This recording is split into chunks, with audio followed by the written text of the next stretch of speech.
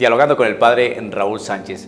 El Evangelio que se proclamó hoy, día 4 de julio del año 2019, día jueves, que se proclamó en la misa, fue un pasaje del Evangelio según San Mateo en su capítulo 9, versículo del 1 al 9. Aquí en este Evangelio el Señor nos muestra cómo Él opera su misericordia de manera espiritual y cómo opera su misericordia de manera corporal. Y me gusta mucho este texto porque resulta que aquí viene el Señor a mostrar qué es lo que le preocupa primero de nosotros como humanos, de nosotros como criaturas suyas, de nosotros como pecadores. Se preocupa primero por nuestra realidad espiritual. Este pasaje nos cuenta que unos hombres se llevaron a un paralítico, ¿no?, a un tullido en una camilla y lo pusieron enfrente al Señor. Dice el pasaje que al ver la fe de estos hombres, Jesús le dijo al paralítico: ánimo, hijo, tus pecados te quedan perdonados. Estaban ahí unos maestros de la ley y los maestros de la ley pensaron en su interior qué manera de burlarse de Dios pensaban estos hombres. ¿Y por qué pensaban eso? Porque para el judío el único que podía perdonar pecados era Dios. Pero cuando Jesús perdonó los pecados de este hombre, lo que está diciendo es que Él es Dios. Muy bien. ¿A dónde vamos? Vamos a esa parte donde se está dejando de tener a Dios que perdona pecados, ¿no?, y que solamente se fija en ayudar a la gente, en mirar las obras de misericordia corporales, ¿no?, obviando las obras de misericordia espirituales. Y este texto nos muestra que primero están las obras de misericordia espiritual. Ánimo, hijo, tus pecados te quedan perdonados. Eso se lo dijo primero.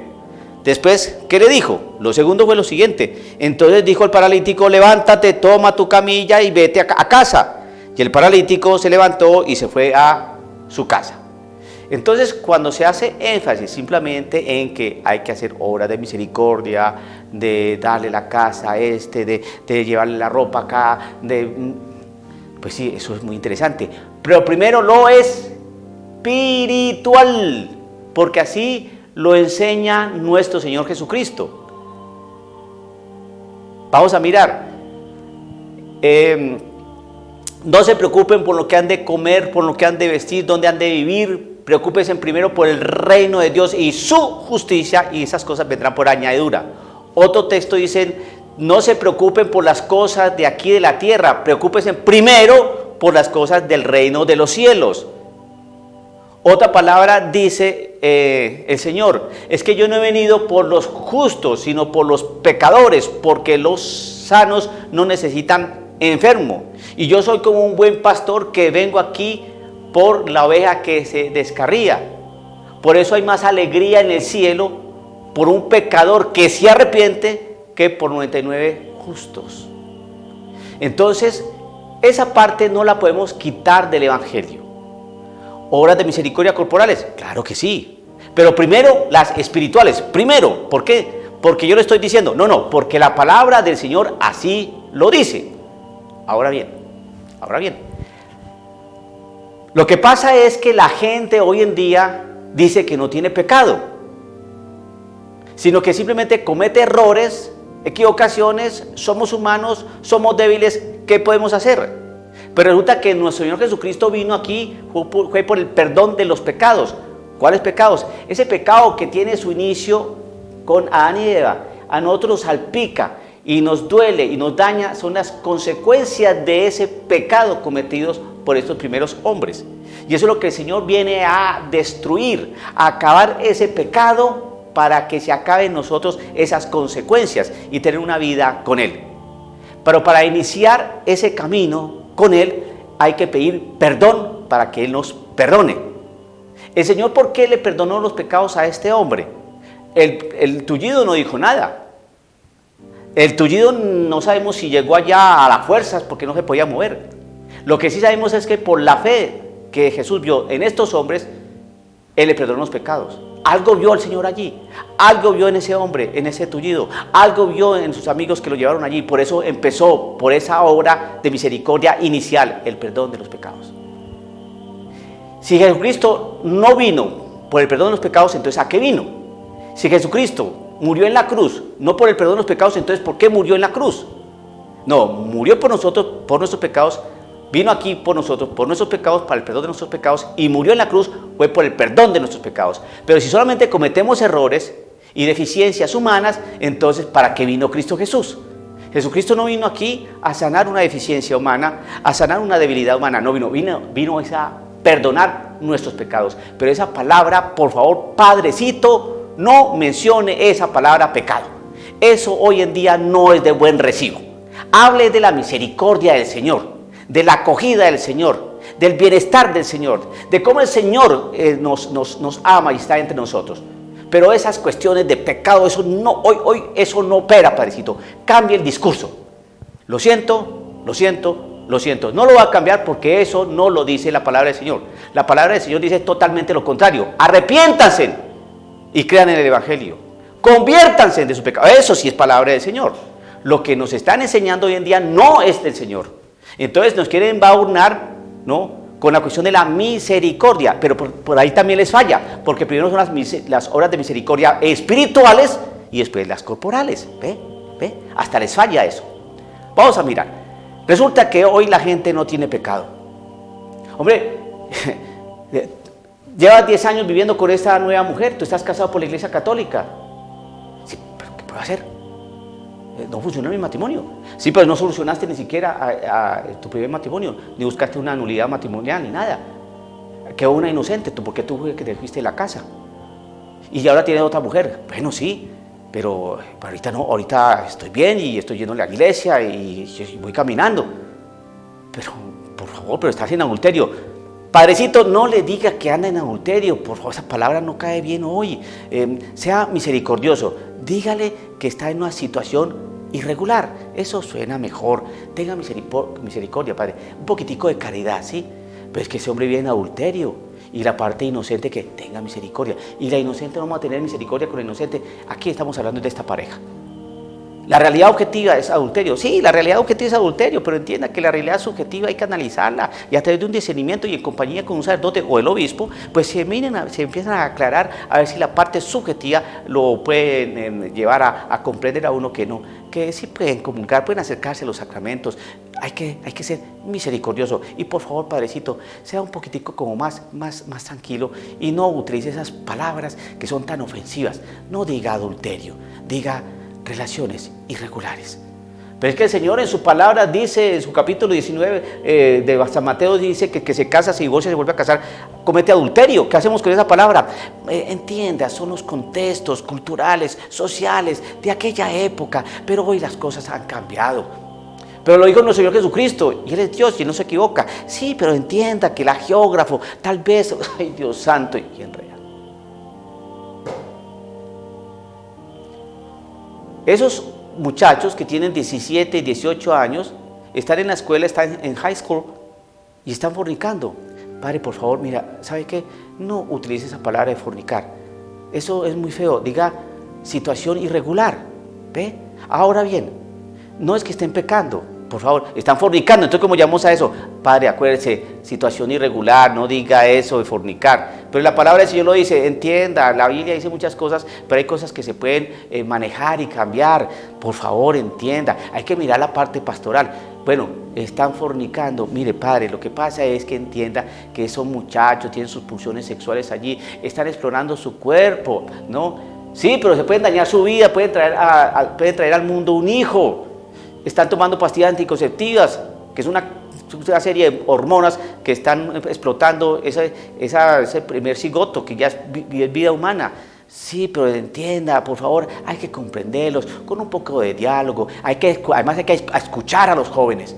Sí, pues la iglesia es maestra y ella enseña. Sí, pero hay que escuchar a los jóvenes. Pero ¿cómo los vamos a escuchar si ellos no saben?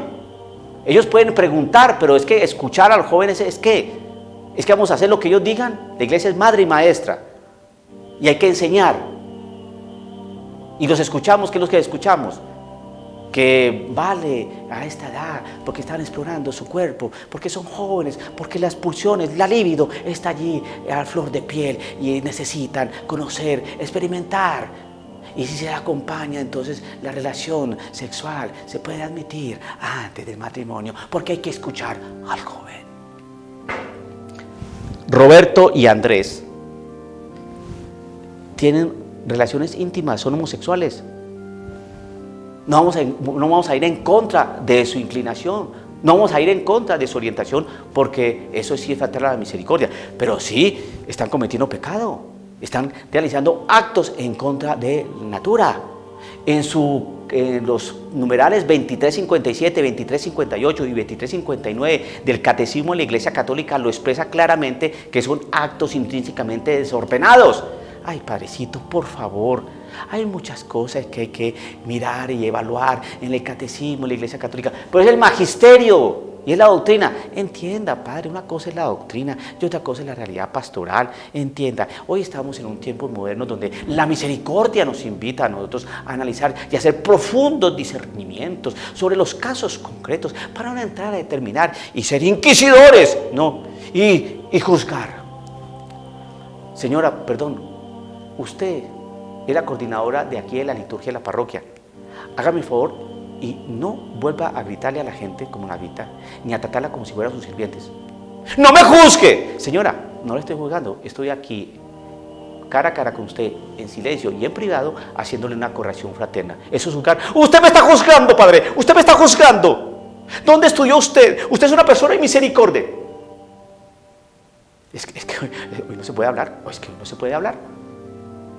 ¿Por qué? Porque le falta a uno misericordia. Acéptalo. La aceptación es lo que tú tienes que hacer. La aceptación, acéptalo. Como Jesucristo acepta. ¡Ey! No, señor, eso no es evangelio. Jesucristo acepta, claro que sí. Pero Jesucristo invita a la conversión. No es la aceptación, es la conversión. El Señor Jesucristo dice: yo los acepto a todos ustedes. No dice eso. La cizaña y el trigo van a crecer juntos, pero va a llegar el momento en que va a ser separada el trigo y la cizaña. Va a llegar un momento en que el Señor va a decir: vengan benditos de mi Padre. Va a llegar un momento en que el Señor va a separar a los cabritos de las ovejas. Va a llegar el momento. La misericordia en que se nos convirtió. Hermano, sea misericordioso.